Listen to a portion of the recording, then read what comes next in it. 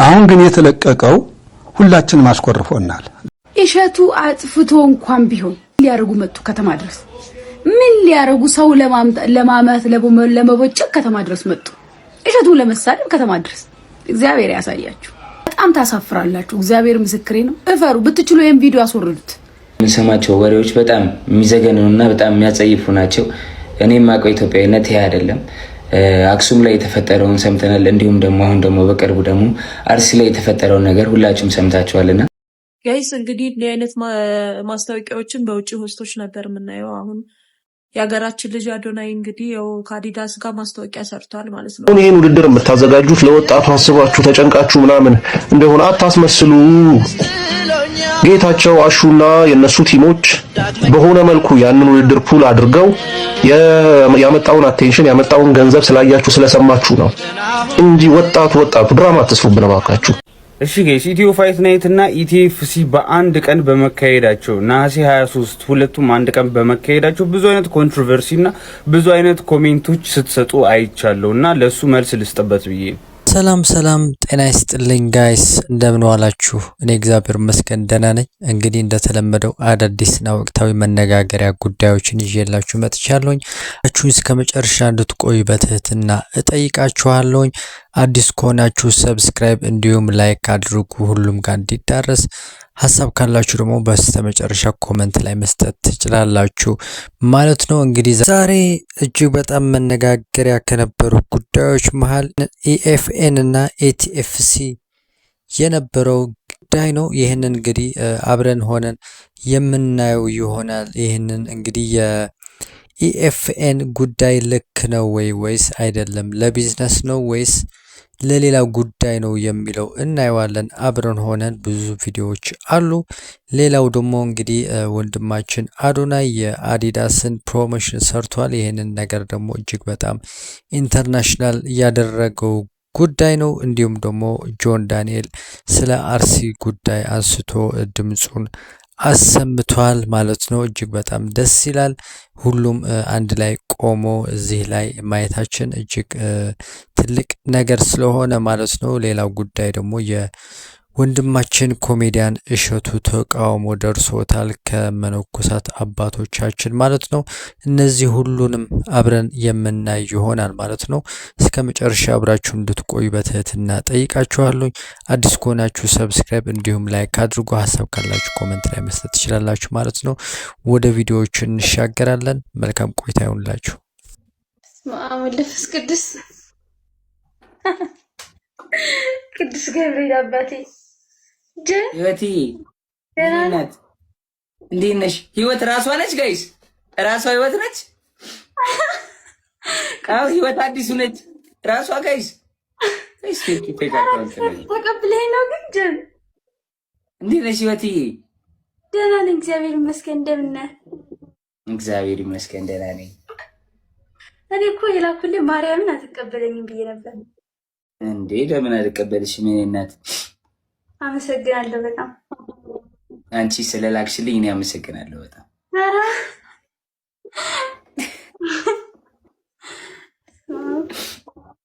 እና ይሄ እንዴት ነው? ደህና ነኝ። ደህና ነህ? ሁሉ ሰላም? ላይፍ እንዴት ነው?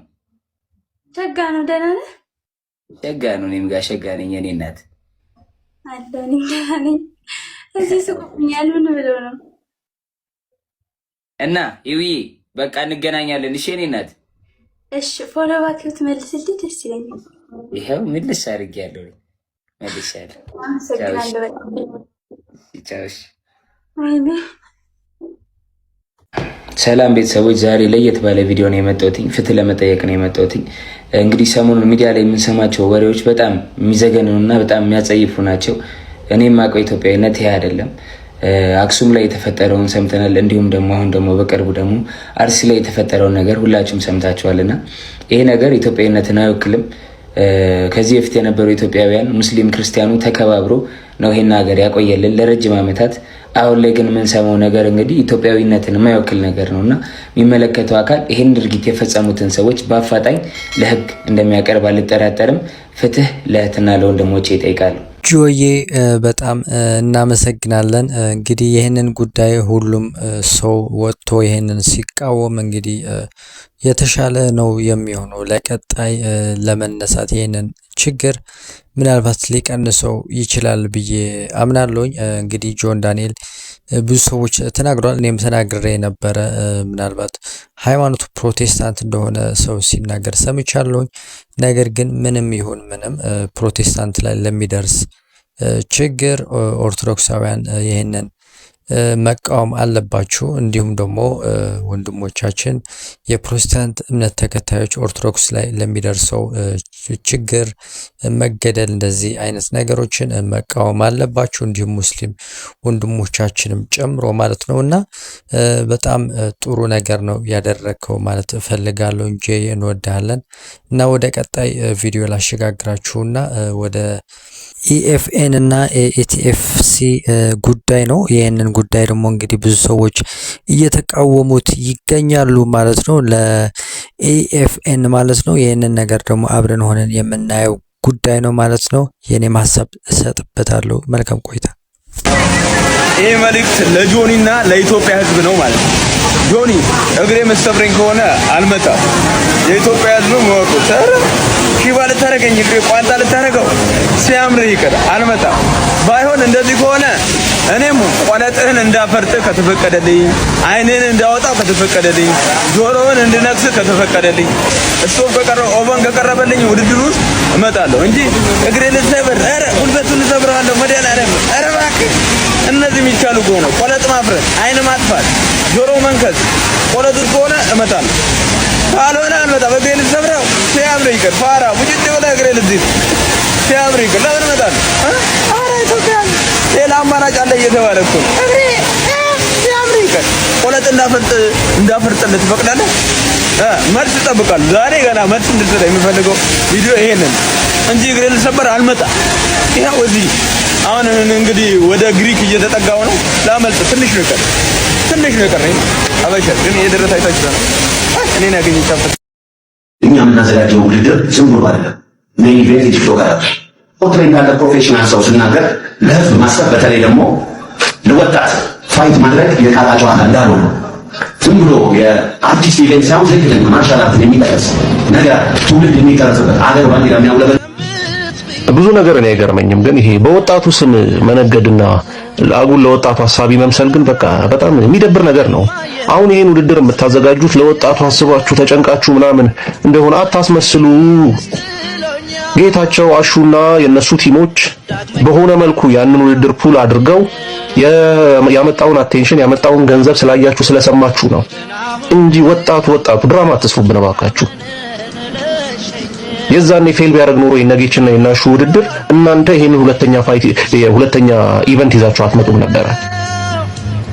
ሁለተኛ ውድድር ማዘጋጀታችሁ፣ ኮምፒቲሽን ይዛችሁ መምጣታችሁ በጣም እኔ የማበረታታው ነገር ነው። በጣም ነው ደስ ያለኝ። ምክንያቱም እናንተ ሁለተኛ ውድድር ይዛችሁ መጣችሁ ማለት በነጌች ውድድር ላይ እድል ያላገኙ ተወዳዳሪዎች በእናንተ ውድድር ላይ እድል ያገኛሉ። ተጨማሪ ገንዘብ ይኖራል። ኮምፒቲሽን ኖረ ማለት ሞር አቴንሽን ወደዛ ይኖራል ምናምን። እትስ ፖዚቲቭ የሆነ ነገር ነው ለተወዳዳሪው ለተመልካቹ። ግን ሳክሱን ተውት። ለወጣቱን ማሰብ እንዲቀላል አይደለም ምናምን። እናንተን ከጌች ካሹና ያንን ኢቨንት ካዘጋጁ ሰዎች በላይ ለወጣቱ ሐሳቢ የሚያደርጋችሁ ምንም የተለየ ነገር የለም። እንዲያውም ሪስክ መቼ ወሰዳችሁለት? እነሱ ናቸው ሪስኩን ወስደው ምንድነው የሶሻል ሚዲያውን ፓወር ተጠቅመው ያንን ኢቨንት ያዘጋጁት። ከዛ በኋላ ያ ሁላ ነገር ሀፕን ያደረገው ቢሆን ክሬዲት ሰጣችሁ አመስግናችሁም ነበር መጀመሪያ የነበረባችሁ። እነሱ መንገዱን ስላሳያችሁ እነሱ ባስቀመጡት ደረጃ ላይ ነው ተወጣጣችሁ አሁን እናንተ ውድድር ይዛችሁ የመጣችሁት። የቲክቶከር ኢቨንት ሜይን ኢቨንት አይሆንም። በነገራችን ላይ ጆኒ ንቃተ ህሊናም ቲክቶከር አይደሉም። ጆኒ ጁጂትሱ ላይ ፕሮፌሽናል የጁጂትሱ ስፖርተኛ ነው። ንቃተ ህሊናም ቴኳንዶ ላይ ቲንክ ብላክ ቤልት አለው። የኤምኤምኤ ፋይቱ ይመጣጠን ነበረው የሌላ ነገር ነው። ነገር ግን ሰውን ያመጣው እዛ ጋር የነበሩት 5 ውድድሮች ሳይሆኑ ይሄ ፕሮፌሽናል ቦክሰኞቹ ሞይታዩም ሌላው ውድድር ሳይሆን የንቃተ ህሊናና ጆኒ የፈጠሩት ሃይፕ ነው። ስለዚህ የቲክቶከሮቹ ውድድር ሜን ኢቨንት መሆኑ ሌላውን ስፖርት ተጠቀመው እንጂ አልጎዳውም።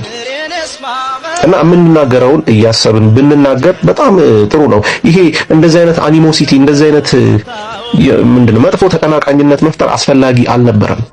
ለሁለታችሁም የሚበቃ ኦዲየንስ አለ። ሁለታችሁም ማወዳደር የምትችሉት ስፖርተኛ አለ።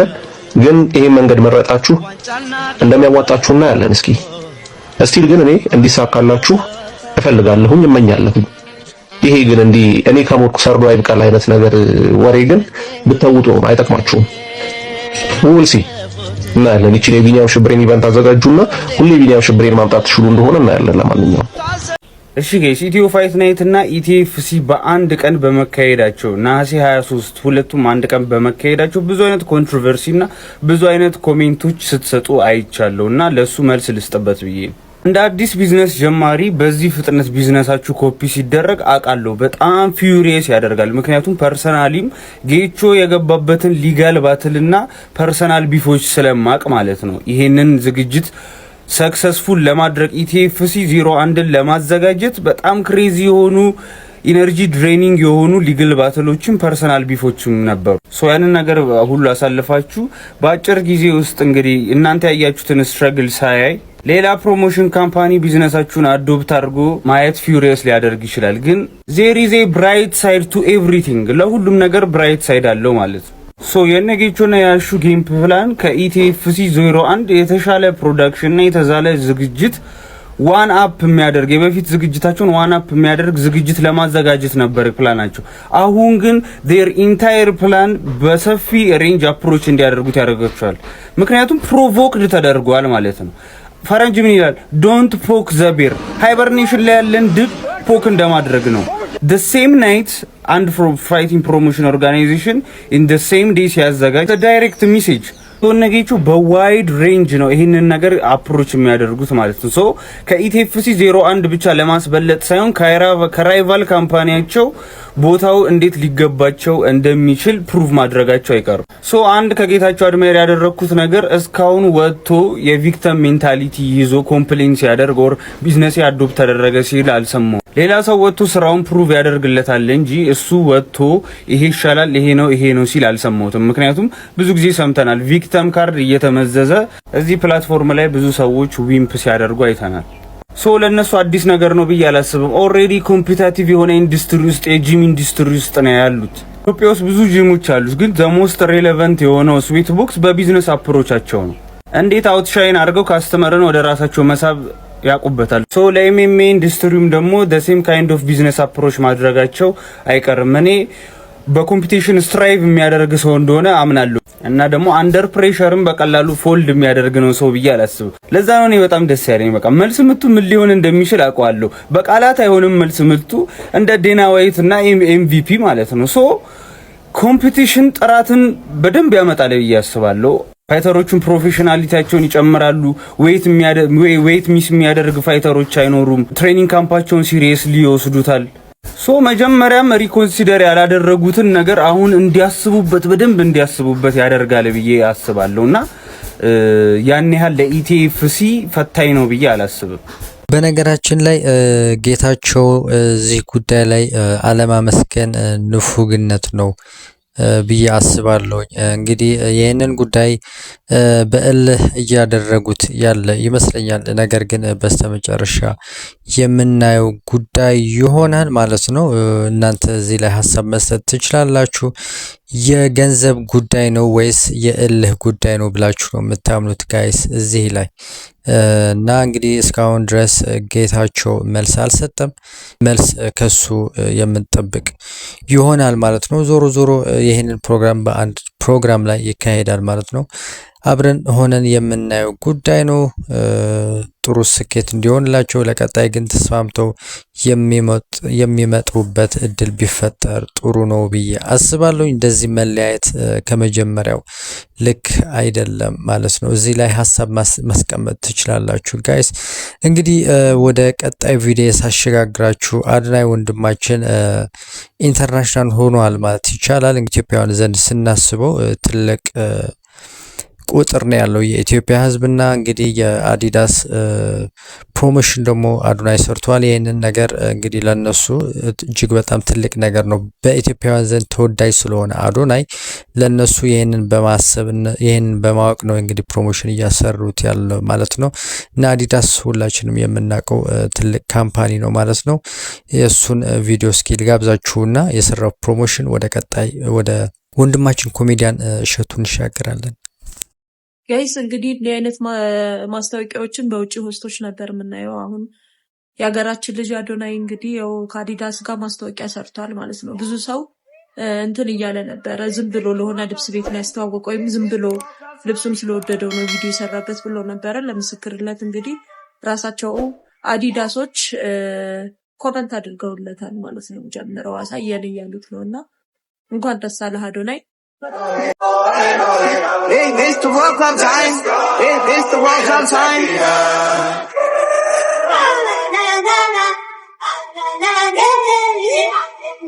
ማስታወቂያ የሚሰራው አካል ካራክተር ራሱ ይሄ የክርስትና ዲሲፕሊን ወይም ደግሞ ቤተክርስቲያናዊ ስነ ምግባር የሚባለውን የተላበሰ ነው ብዬም አላስብም።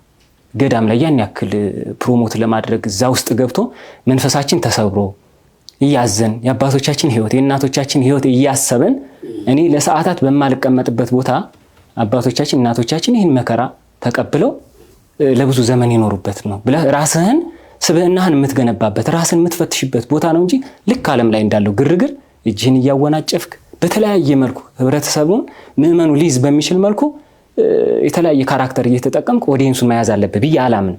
ስለዚህ ብዙ ከመንገድ ላይ ጀምሮ ያለው ሁኔታ መንፈሳዊ ጉዞዎችን በመናደርግበት የበረከት ቦታ በመንሄድበት ሰዓት ላይ ራሳችን የተሰበረ ተምረን የህይወት ልምድ ቀስመን የምንመጣበት ቦታ እንጂ ዓለማዊ ሳቢውን ወስደን ገንዘብ ማምጣት ላይ ብቻ ፎከስ አድርገን የምንሰራው ስራ ከሆነ የቤተክርስቲያኒቱንም ገጽታ የገዳሙንም ገጽታ ትንሽ መልኩን ይለውጣል ብዬ ነው የማስበው። አሁን ግን የተለቀቀው ሁላችንም አስቆርፎናል። ለምን የቦታውን ህግና ስርዓት ጣሰው። ብዙዎች በሚሞቱበት በዚህ አደገኛ የዋልድባ በረሃቷ ከአንዴም ሶስቴ ወደ ሌላ ገዳም እንድትሄድላቸው ለምነዋት እንዲህ ብላለች። እናቶች ከቋርፎ ጋር ምንም ግንኙነት የላቸው። ዋልድባ ገዳሙ ካመነኮሰና እመምኔት ከሾመ በኋላ ገዳሙን ማስተዋወቅ ገዳሙን ማልማት እንዴት ክልክል ይሆናል ብዬ እኮ ነው አባቴ። ይችት የታለች ወልደ ገብርኤል ይሄ ስክሪፕት ተጽፎለት በስርዓት ተቀናጅቶ ገዳሙ ድረስ ታስቦበት ተመክሮ የተሰራ ስራ ነው። ውጭ መንኩሰው የመጡ መነኮሳት ቀርተ ጳጳሳትም ቢሆን ገብተው መቀደስና ስጋውን መቀደስ አይችልም። ከእናትም መለየት ለክርስቶስ መኖር እንደሆነ በበጎ በኩል ጥበብን ጨምሮ ማሳየት ካልሆነ በስተቀር ድራማ እንዴት ያስመስለዋል? ከአራቱ አፍላጋት ውጭ የተወገዘች ቦታ እንኳን ሴት ቀርቶ ስምረት ያልተገባ ስጋው ደግሞ እዚያ ቦታ ላይ አይቀር። ይሄ እሸቱ አጥፍቶ እንኳን ቢሆን ስርዓቱ መግባሩ ይሄ አይደለም። ይሄንን ካልተቸን እኛ የጀመርነው ነገር ተሳክቶ ተከባብረን የነበረንን ታሪካችንን አናስቀጥልም።